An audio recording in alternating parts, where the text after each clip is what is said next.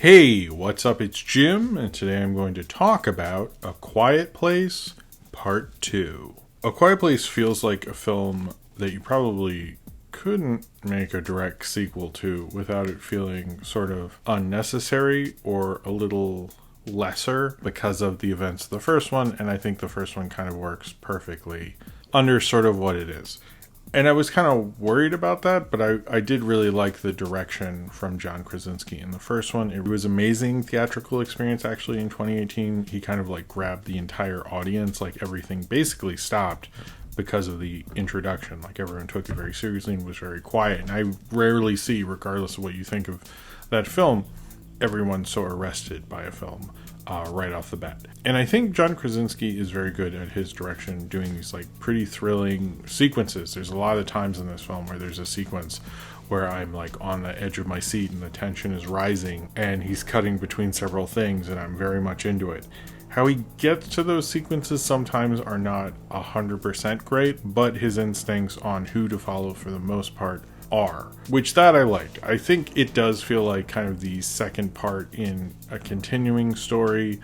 I know people say, oh, it's a part two, just not a regular two. I don't know if that doesn't mean anything to me, but it does take place right after the first film. They're kind of on a journey to find some food because they have the new baby and stuff. They wind up seeing Cillian Murphy, who's of course in other post-apocalyptic, it feels that way at least, but they run into him and they knew him in the before times, which doesn't seem like as much of a joke now. And he kind of helps them, and he helps their one daughter, Regan Abbott, played by Millicent Simmons, because she of course has a way to kind of confuse or hurt the hearing of the monsters, and she thinks she can like go to a radio station and broadcast this and it would be able to hurt multiple amounts of the monsters, even though they do admit the radio station doesn't have the greatest like range though, but I feel like, you'd still get a lot of them, so that's kind of good. That's at least an interesting way to follow it up. It actually sort of reminded me of a Planet of the Apes sequel, the original 70s ones, in that it felt like they were thinking of, well, what would the characters do, what would the world do, what can we react to and talk about. I think those films are a little like deeper because they're talking about bigger themes and so forth. This is just really like what would the characters do further, which I think is what works about these films. I don't think they're saying anything more than that, but John Krasinski sort of gets that through his direction, through his writing. They didn't have the original two screenwriters, Brian Woods and Scott Beck, come back.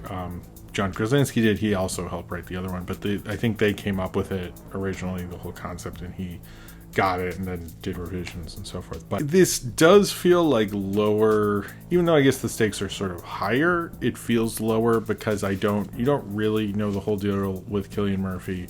You get that flashback at the beginning, which is another great sequence. But in all of this, and I don't remember, the one thing I did think while watching this is when I saw the first Quiet Place, which was 3 years ago at this point, if I had seen this film in 2020, if pandemic hadn't happened, or if I had gotten to see it at the beginning of something like that, would this movie feel different? And I was wondering that a lot, and I guess I can't really, because it was made before it was supposed to be released. I forget the original release date, like really at this point, but it premiered in New York like in March 8th 2020, which is like right before everything, like literally like I think a couple days before everything shut down. So thinking of this, and there were like posters for it all over New York, and it like never opened and things. So I do think it is a little different. I might have remembered the characters and their dynamics a little better. I didn't rewatch the original before seeing this. I have seen it. There's a review of it and all that.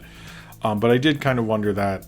And I do think this film, I kept seeing people say, oh, the original Quiet Place overestimated how much I care about these characters. I don't think this film does that for the most part, which I do think that is a sequel problem, is they think the audience like super loves all these characters as much as the writers do.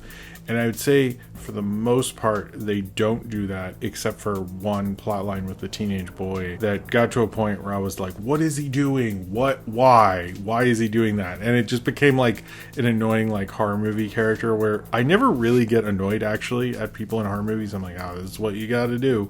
And as soon as he did it, I got like kind of pissed off. I was like, why is he doing this? I do not understand why he's doing this. Like, why is he doing this? It really bugged me. It pissed me off a lot. Like, I was just like, why is he doing that? Like, he needs to be watching this baby. Like, that's the other thing. He's supposed to be watching the baby. Like, leaves the baby alone. Like, that he's just irresponsible. I just, like, that kid annoyed me.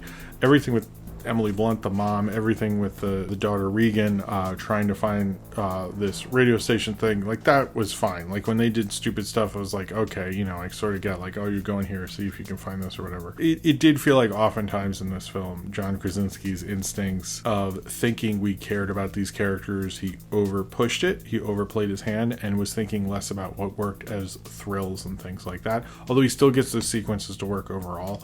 And I think that's kind of one of the things about him as a director where, like, I do feel like he is actually becoming one of the best kind of thriller, or he is one of the best thriller filmmakers right now. He understands how to make a really good sequence, but I can always already see without the help of those other screenwriters that he's like, or I'm assuming maybe there's other people creatively who were involved, he's kind of tipping into almost like a TV thing. I know he's a TV actor, you know, he's on The Office if you didn't know, and he like cares too much about these characters rather than the sequence, and that seems to be less of a kind of filmmaking thing. You should care more about the sequence. You should get people to care a lot about the sequence. He gets those to work, but it does feel like he could like go off of the other end and so forth. It does say a lot about like humanity, which I guess we've actually seen through a pandemic. That's the other thing, is like post-apocalyptic stuff it's different now, I would say. He's still able to do a lot with like very little like sound, being still very quiet. I didn't see this in the theater. I saw it on Paramount Plus, obviously, because this is so late. If I had, I'd imagine this would actually be a really good theater movie, and there's not a lot of theater movies that are more about like the fun of seeing this with other people, which I do think that's part of these films, is like it's fun to see like everyone like be quiet and you can hear a pin drop.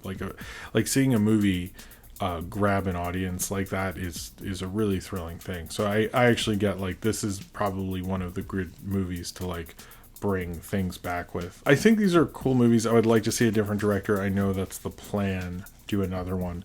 I think John Krasinski and these characters has pushed it as far as they can go. It feels like I often wonder like what happened to the rest of America, what happened internationally, all those things. Like there's a lot you could do with this world. Actually, it sort of reminds me right now of the first Purge versus the other Purges, because when you understood the world more, it was actually more interesting, and I kind of feel like we've pushed this as far as we can. I hope they do more with it, because it does sound interesting. Like they got into sort of the logistics of what was going on, but not too much, so I'm still kind of interested. It wasn't as good as the first film, but I think the stakes didn't rise enough where I was like, oh, they blew it up too much, you know. And that's always the thing that stinks about the sequel, is like you kind of like that smaller kind of vibe, and they kind of make it too big, and he made it bigger, but not an exceptional amount bigger. It's just big enough where like it's still about the family, it's still about, you know, them obviously like post the events of the first film, but it doesn't go too overboard with that, which I think was like one of the real things I liked about this film, you know, because it did feel like oh, I could watch a couple more of these. It didn't. I think the first one maybe grabbed me a little bit more. I kind of remember seeing that more. This just felt like oh yeah, another one, but a really good entry into that. So I think the Quiet Place movies, it's a really cool concept. I have no clue why those aliens are here. Part of me is like, don't think about it too much. Like they just like to stab people, who cares? There's like nothing beyond that really, and you shouldn't have to do something more than that, really. You know, it's just more about the craziness of it. That is kind of the weird interesting thing about this film is, and these films in general, is it feels like it's fighting like not explaining too much of this, having these crazy aliens, having these crazy sequences, while also kind of trying to put in character development at the same time. And I feel like sometimes that can work excellently well, which I'd say most of the time it does, but oftentimes, especially with that kid like walking around the factory for no goddamn reason, especially when you're supposed to be watching a kid, like I want to yell at that kid, to be honest. You know, it's just like, what the hell, man? Like seriously, like of all times, like just be chill. And you fucked up your leg anyway. You're not gonna run away from any aliens. Ugh. Other than, you know, doing that sort of thing, I think it stays within its kind of very simple sort of concept, like good, well-built thriller thing. If it stays within that, I think this could be interesting. There are a lot of cool things you could be with this world. I actually do sort of want to see it more built out. It does still sort of have me for now, but it does feel like it could dip into something else, and it probably, hopefully won't have to wait as long for another one, because I don't know like how much longer we can keep sort of remembering how much we really were in love with this in the first place. But I think the benefit and the strength of this franchise in general is understanding the thrill of the sequence, the thrill of the sequence when things are running and those monsters are chasing them or something. Like, that is what stuck with me, and that's what stick with me from this one, because I didn't love the plot. I wasn't maybe as invested in it. I wasn't maybe as interested in some of that stuff, but I still remember those thrills and I remember those sequences, and I think that shows a director who really understands like why you go to the movies, why you want to watch movies, and why you're thrilled by the movies. So I think like A Quiet Place 2, which is what makes The Quiet Place 2 memorable, but I think if they're going to continue, they need to use more of that to their advantage and not think about how much we might care about this family. Who cares why the aliens are here, and isn't this intense? And that's what I think makes these films and I think that's what really grabs an audience with this franchise, is the scariness of those aliens and the idea that anything could happen with them and you never know what's going to come around the corner. And that's a real kind of roller coaster sense of terror that is just still a lot of fun to see. So if you have seen A Quiet Place Part 2 and you would like to talk about it, then comment below in the comments and subscribe if you would like to.